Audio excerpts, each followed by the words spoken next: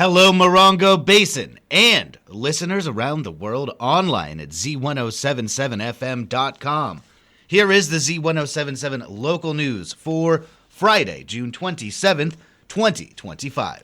A Yucca Valley man was arrested on suspicion of child abuse and domestic violence after allegedly sending his girlfriend's 8-year-old son to the hospital.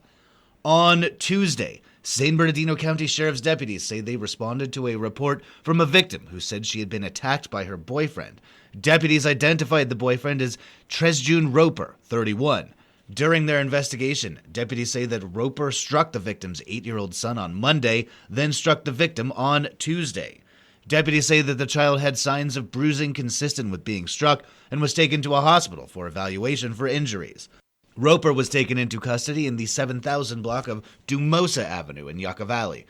Tresjun Roper was arrested on suspicion of charges related to domestic violence and child abuse and is being held at the West Valley Detention Center on $1,200,000 bail.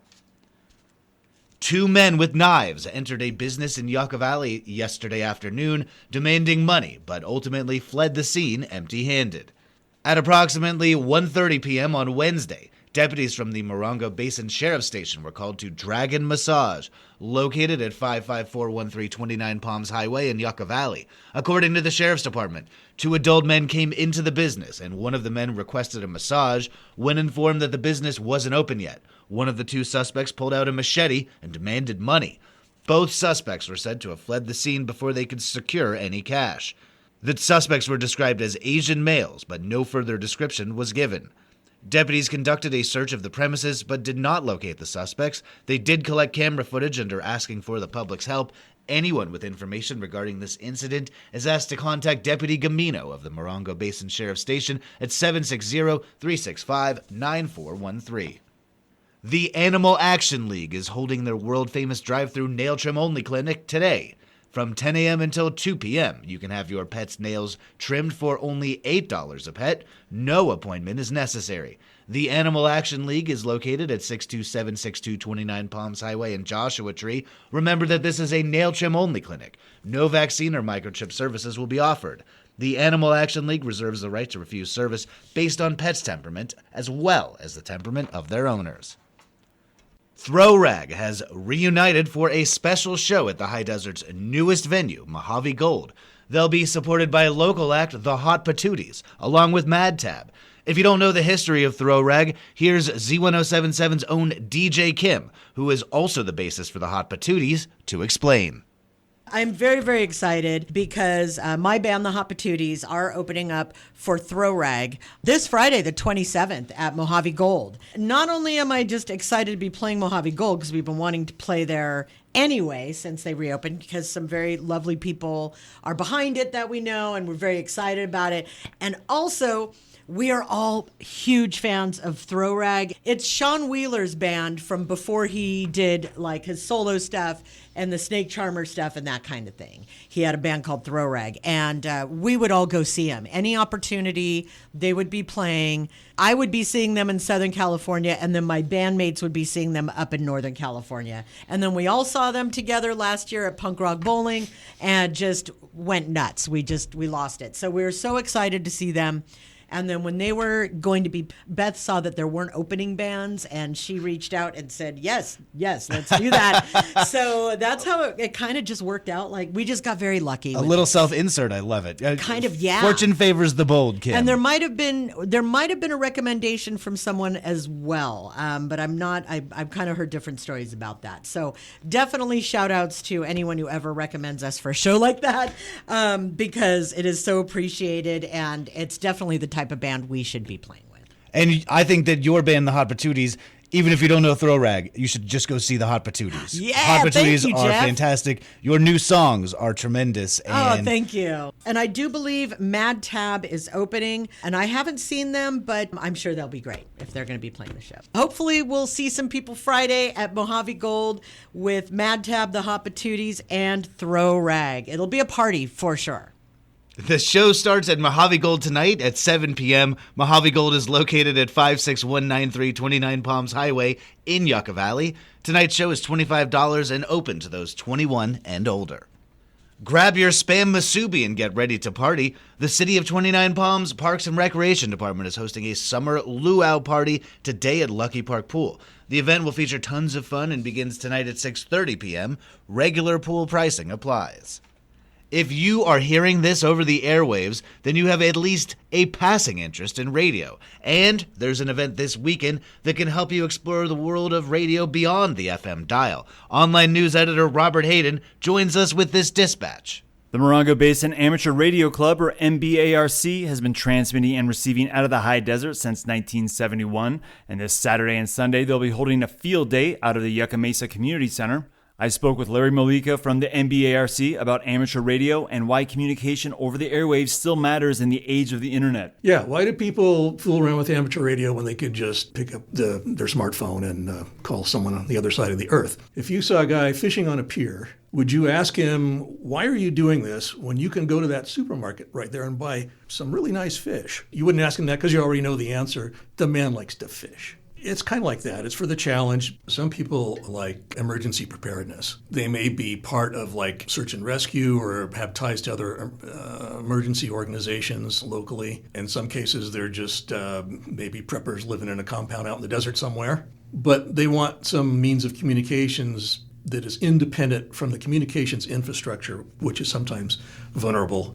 The club's field day in Yucca Valley is part of a larger national event where ham radio enthusiasts will be out transmitting into the void all weekend and seeing who answers back. What we do is we get on the air on shortwave, and you're trying to make as many contacts as possible, to put it simply. You'll be calling CQ, which is the call you put out saying that you want somebody to answer you and you don't care who. And then someone comes back to you. They may be in Los Angeles. They may be in New Hampshire.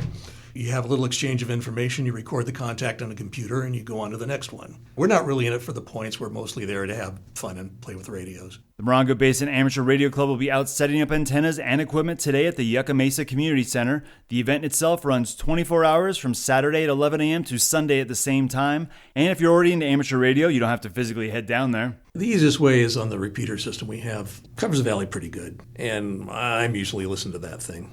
And my call sign is AD6G, Alpha Delta 6 Golf. You can see this story on our website for more information on the Morongo Basin Amateur Radio Club and their field day event this weekend. You'll also find a longer version of this story where Larry talks about how a radio saved a club member from a long, cold night in the desert. Said, hey, I need somebody to come and jump my battery. So, okay, where are you at, Frank? I don't know. That's all at Z107.7fm.com. Reporting for Z107.7 News, I'm Robert Hayden. The High Desert Beekeepers Association meets for their monthly gathering tomorrow. Their topic for June is how do you extract honey? They want to hear your bee stories and adventures and what's going on in your hive. The meeting begins at noon, and this will be their last meeting until September. The Yucca Valley Flute Circle wants you to say yes to opportunities to play together at their regular meeting also tomorrow. Join the circle to learn from other flute players and to play as a group. Available accompaniment includes rattles, drums, and other musical instruments. The Flute Circle meets at 4 p.m., and this will be their last meeting until September.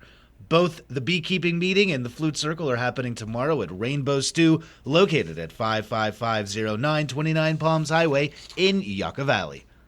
And finally, And Then There Were None opened last weekend at Theater 29 and concludes this weekend with performances today, tomorrow, and Sunday. Here's reporter Adeline J. Wells with a review of the local play.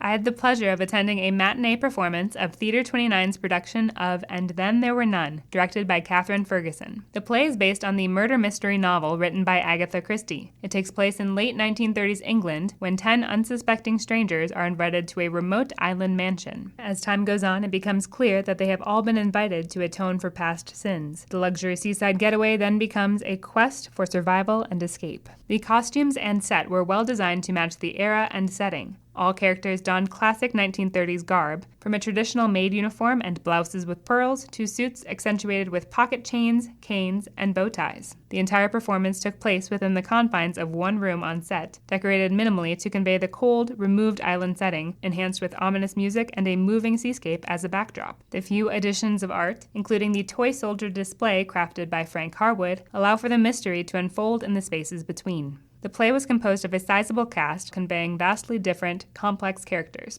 Mikasi Boykin was the epitome of a gracious host as the butler Rogers, and Salome Fisher played his painfully nervous housekeeping wife. Equinox Kramer was convincing with their portrayal of the wealthy and careless Anthony Marsden, which contrasted with Kurt Schaupner's seemingly lost, inherently foreseeing General Mackenzie. Laura Harwood was perfectly cold as the removed Emily Brent, a character that ran in sharp contrast to the concerned, matronly Dr. Edwina Armstrong, portrayed by Catherine Inscore. Joseph Rigo played William Henry Bloor, whose character never quite redeems his shifty brashness. Miguel Gomez was grand and commanding as the womanizing Captain Philip Lombard, and Rebecca Osier was endearing in her performance as the practical, plucky Vera Claythorne. Lastly, Judge Lawrence Wargrave was played exceptionally well by Charles Harvey, whose patronizing suspicions were felt on stage and off. While the script is dotted with a few comedic lines, the play maintains a gradual pace, allowing for reflection of more grandiose themes of innocence and guilt, as well as the play's own unbecoming history. The result is a well-executed, rather dark performance that provokes thought on morality, within the storyline and humanity itself. And Then There Were None continues its run at Theater 29 through June 29th. Performances run on Friday and Saturday evenings at 7 p.m. and a Sunday matinee at 2:30 p.m. Tickets can be purchased online at theater29.org or by calling the Theater 29 box office at 760-361-4151. Reporting for Z107.7, this is Adeline J. Wells.